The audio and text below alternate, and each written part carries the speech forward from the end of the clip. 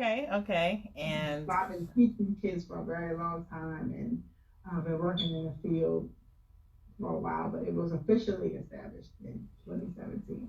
cool. And are you doing it full time now?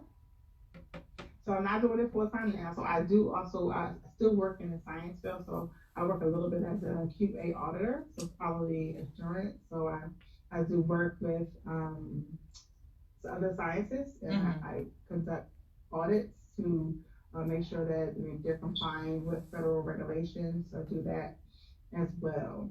Uh, but Okay. yeah, So it looks like our internet is being super spotty right now.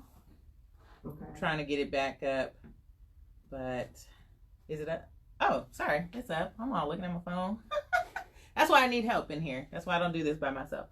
But yes, so you're still working in the science room in Q and Yes, A. still So working in science. how Yes. often are you doing your own thing with the dropping seeds in motion? So we have summer camps that I do. So I offer. That was part of the reason, actually, a big push for me to Uh-huh. start dropping seeds in motion. So the county that I live in North Carolina, there are not a whole lot of opportunities for Mm, children to experience STEM and STEAM. right. So I said, huh.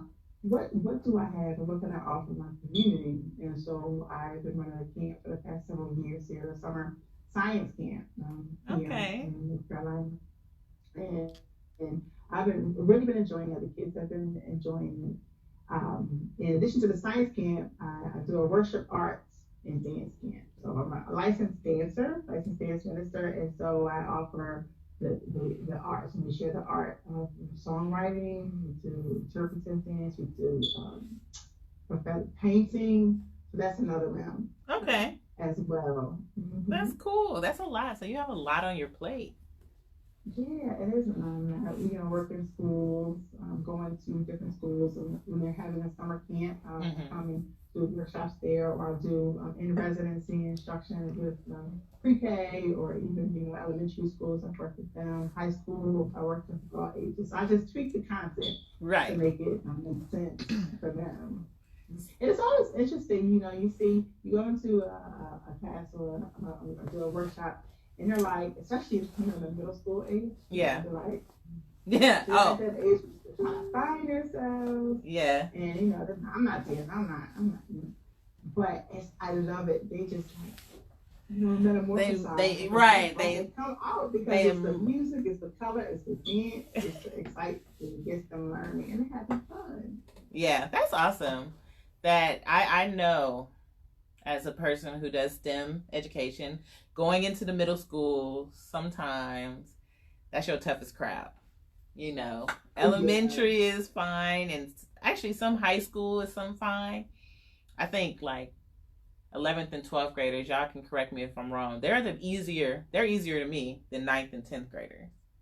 Because ninth and 10th graders are trying to figure it out and they're like super hardcore, like, I'm this, I'm that, you're not going to tell me anything. But by the time they're a junior or a senior, they're like, we've done this, it's fine. Let's keep it going.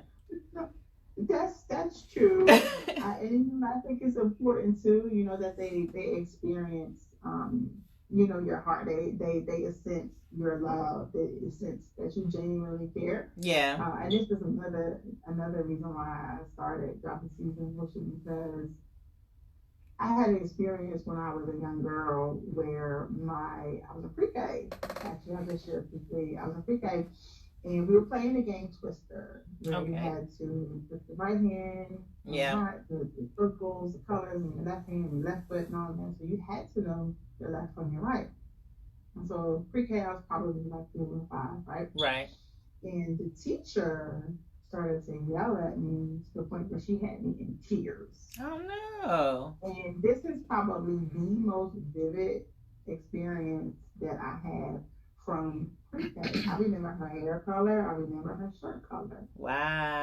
And that stuck with me, for a very long time in my life, and even now I still remember and I reflect on it. But I said, and I think that's part of the reason why I know that's part of the reason why I'm called to work with the youth, because I want their experiences to be positive. Because you can have a great program, great content, great curriculum, but if they don't connect with you, if they don't feel the love, if they don't feel encouraged, if they feel like you are putting them down, they're gonna shut. And that is what dropping. That's the part of the dropping seeds, is that everything we do is a seed. It's a seed of encouragement, love, just them filling your heart. So that is actually the seed, not just the seeds of, oh, I'm teaching science. There's a seed that I want to plant in you to grow. Positive seed. That's amazing. That's very true, and I really love the way that you emphasized it and broke it down. But yeah, our experiences as youth is what drives us sometimes to what we want to do and where we're at as an adult. Like, I can barely remember December of 2019, and you can remember this memory when you were 4 with a teacher. And the harsh part about it is because it's a negative memory. Yes. So imagine if we take movement, dance, and add science and create this dynamic experience for them. Like, that's like, where do I sign up? Right. STEM career. Right. Sign me up. Let's get more. Right. That's what we want. I know it's a big push in the government as well to get more minority women in STEM field as well. So that's what I do. I bring the experience, I bring the love and the excitement. You need to. A lot of my students, they say, who's having more fun here? You need to bring that joy to California. Yes, they need that joy here in the East Bay and Oakland. We need to push it because, there's a lot of STEM programs out here doing amazing things. But, I still see that unsureness is what I'll say with some of the students who are unsure about these programs or unsure about these jobs because they don't fully get it. Or they're like, that's not me. I like to have fun, or I like to do this. You can do that too. Right. No one's saying it's one or the other. It's both. And also, I hear teachers say that students say it's too hard. Yeah. But a lot of times, what you'll find, and there's research to back it up, that if you integrate art in the classroom, those students that have the lowest reading levels or performance levels, if you add that art part to the curriculum, your scores will increase. So you definitely need to do that. That's some of what I'm purposing to do, is try to help teachers implement it in the classroom as well. Yeah, there's a speaker, educator and speaker named Sir Ken Robinson. I don't know if you've ever listened to his TED Talks, but he talks about our education system and how it's still done like it was done back in the factory ages. Kids in the classroom, you go to the next one. Kids in the classroom, you go to the next one. But not all kids learn the same. And before that, especially, let's say, right around the end of slavery, when we were finally getting educated as Black people, that classroom had a spectrum of ages. And it's the people who are learning at the same pace versus you're the same age. You need to learn what everybody else is learning. And we're not focusing on that not every student learns the same. And that some students need a little bit more hands-on and some students a little bit less hands-on. But if you bring it to them in a fashion they understand, like art, then maybe it'll be something that they can grasp and move forward with. So yes, I truly. Absolutely. And in fact, I had an aha moment with my daughter. In fact, one of my daughters is 11, and she attended the science camp that I had this summer, and we did a workshop, a day of forensics and art. Okay. So I have someone I partner with, where she comes and she does the art part, visual art. And we were sharing about forensics, and she was just like, wow, this is cool. Right. I didn't even know. I don't care. I didn't even know that this was interesting. She was interested. But yeah, it bridges all that together. Right. It's I'm not gonna lie, some science is very stoic, but a lot of science is not. There's so many doors you can do with it. There was a young lady I've met years ago. She loved origami, and she used origami to do tech. She made like buttons and like electrical buttons that deal with tech with her origami. And I always like to say, art and science is not separated. You see art in science and you see science in art. It's there. So, And God is a master artist. Like he created everything. Like I ride in the car sometimes. And I like to post these, look up at the clouds and you see different things. And I've got something on my Facebook page that it's a double helix. Like there's a cloud that looks like a double helix. Wow. DNA. Yeah. He's the master scientist. He's the master artist. That's part of the reason why I love science so much, is because it points back to God and His creation. Yeah, there's a lot of I'm trying to think of the best way to say it, because there's a lot of people who separate religion and science, and then there is, but there are people who can see. For me, I always say that it's how you approach things. Everything is not separated. We're actually all very integrated. It's just how we approach it. And you can see the art in science in religion, and you can see religion in art and science. It's just how you look at it, basically, is what you're going to get. You don't have to separate it. But I can't. Right. It is what it is, and I'm okay with it. I choose to try to see the good and the incorporation in things versus always being so separate. Right. Yeah, we do not have to do that. But what do you see as next for Dropping Seeds in Motion? What is your 5-year dream for Dropping Seeds? So my 5-year dream would be to continue to educate the community, to educate teachers and educators, school systems, school districts about different ways, sharing different tips and strategies to infuse their science content with movement and dance. There are a lot of teachers, like I said before, that want to do it. They are eager to do it, but they just don't know how.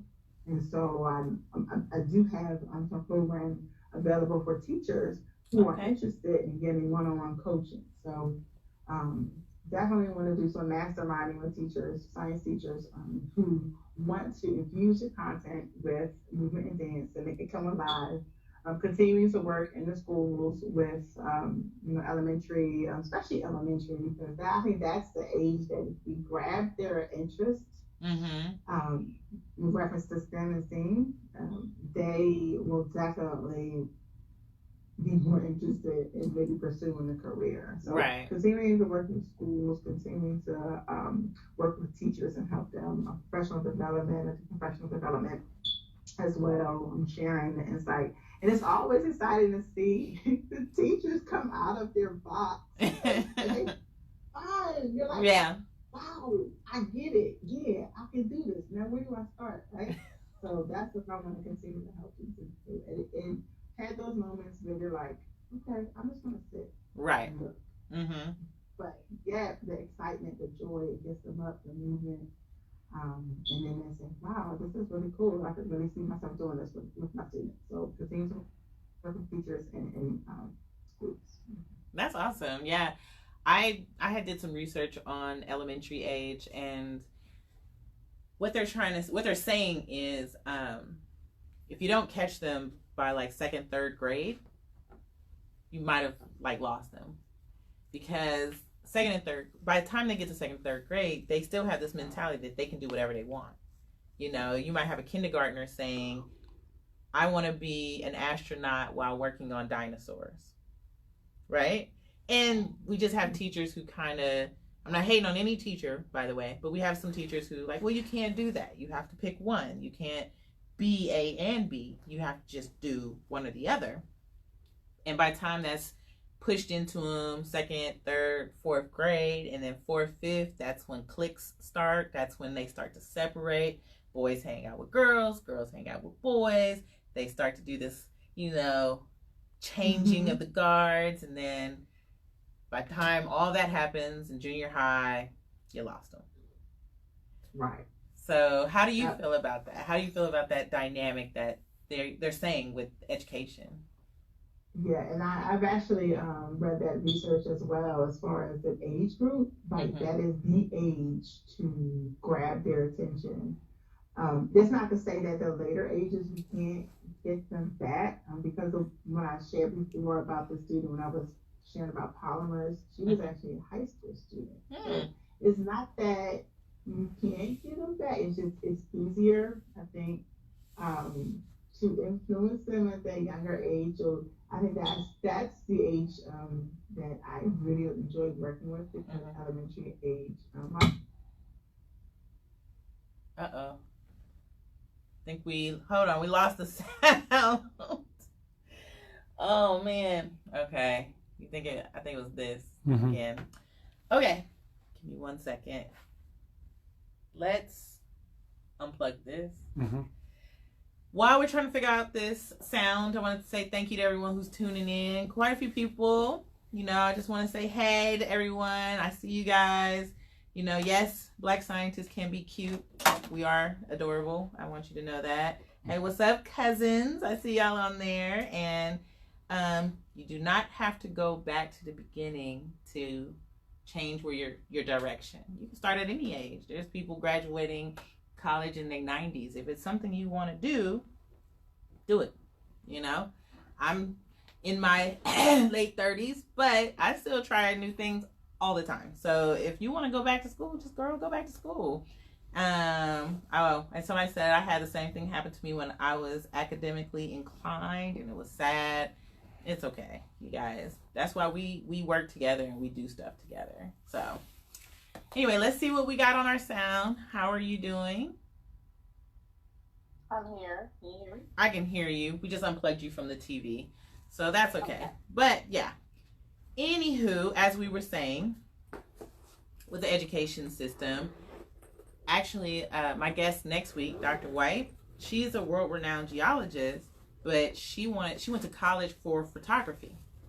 And it wasn't until her junior year that her advisor told her to take a geology class that she switched her major. And then she went into geology all the way to her PhD. And now she travels the world doing all this amazing stuff in geology. So wow. I know that that is cool. Yeah, so I know that the research says get them in elementary, but I always fight for them at every age, including my age. I think I've integrated so many people into science who probably never would have thought about it just because I talk about it all the time. Yes. In fact, the woman who I partner with to do the visual art, when we first started working together, she did not have an interest in science. Now she's like, wow, you really make science cool. Right. She's an adult. Exactly. You never know who you're going to catch if you just speak on your passion. You never know who's going to change your mindscape and be like, oh, I never looked at it that way. Or, right.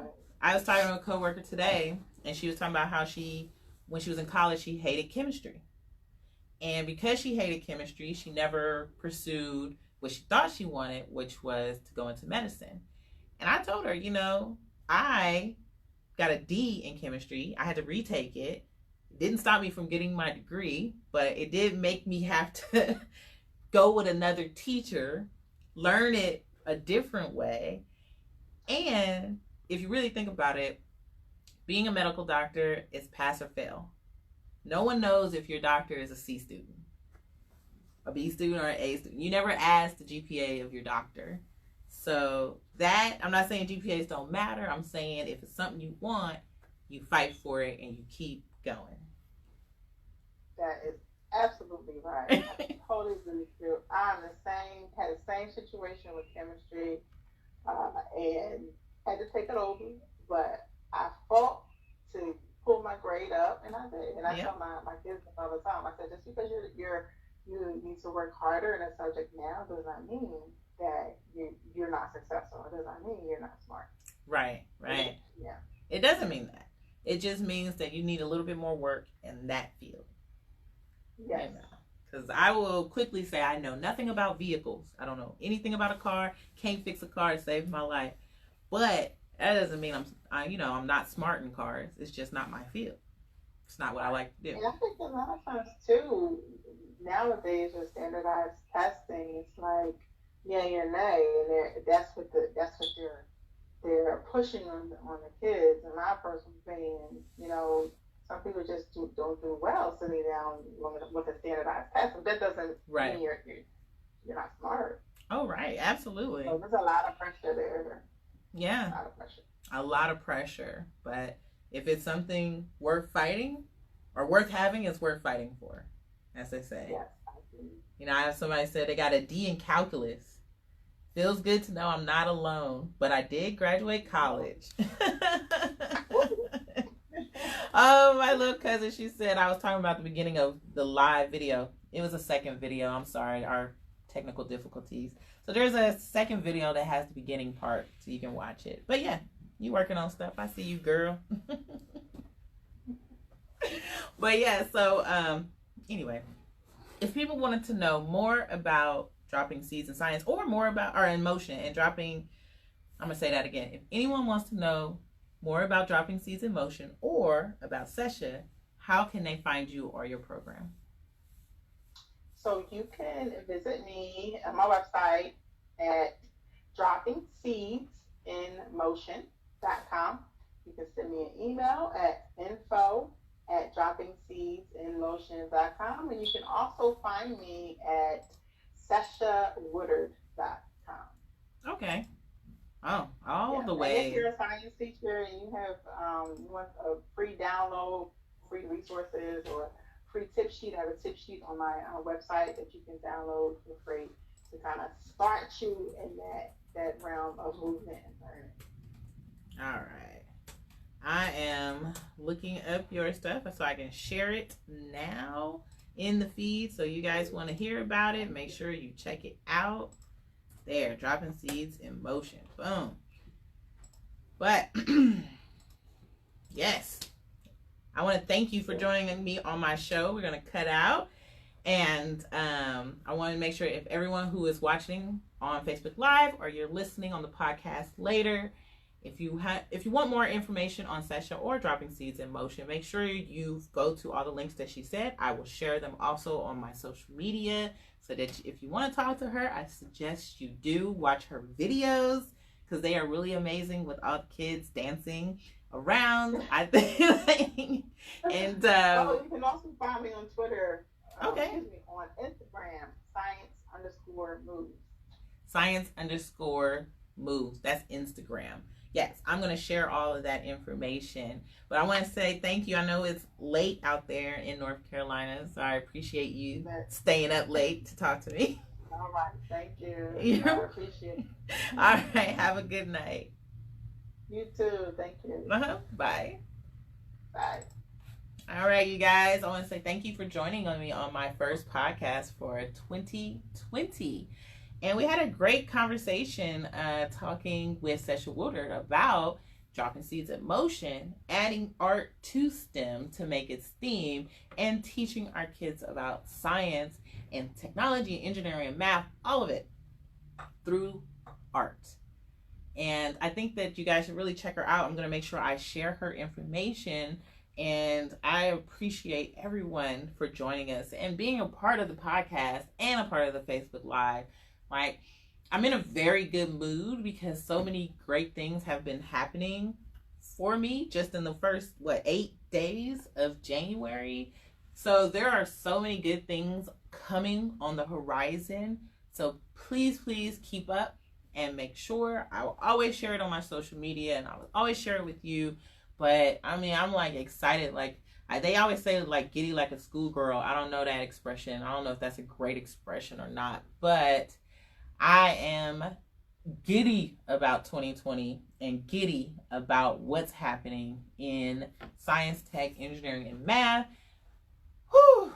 Also, if you may not have seen this, but I have my own nonprofit called STEM Communications. I got the paperwork in the mail at the end of 2019. So right now I'm working behind the scenes to do things that I've always wanted to do, which is media and science connections. And I am working on doing a program in East Oakland where I'm going to bring out some STEM professionals to a low-income area so that they can talk to students about their jobs and do hands-on presentations for them. And I am excited.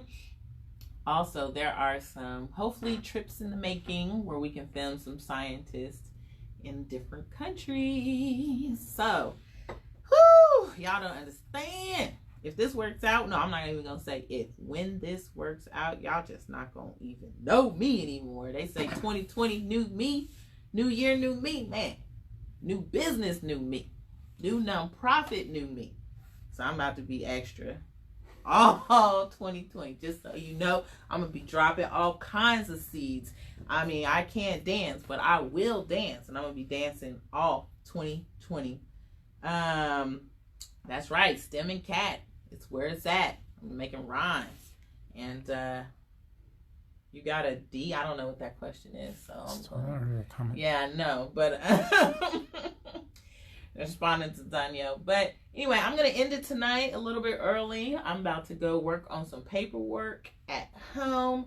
Make sure you tune in next week. I'm going to have Dr. Lisa White, world-renowned geologist and good friend of mine. I'm so excited. All right, you guys. Have a good night.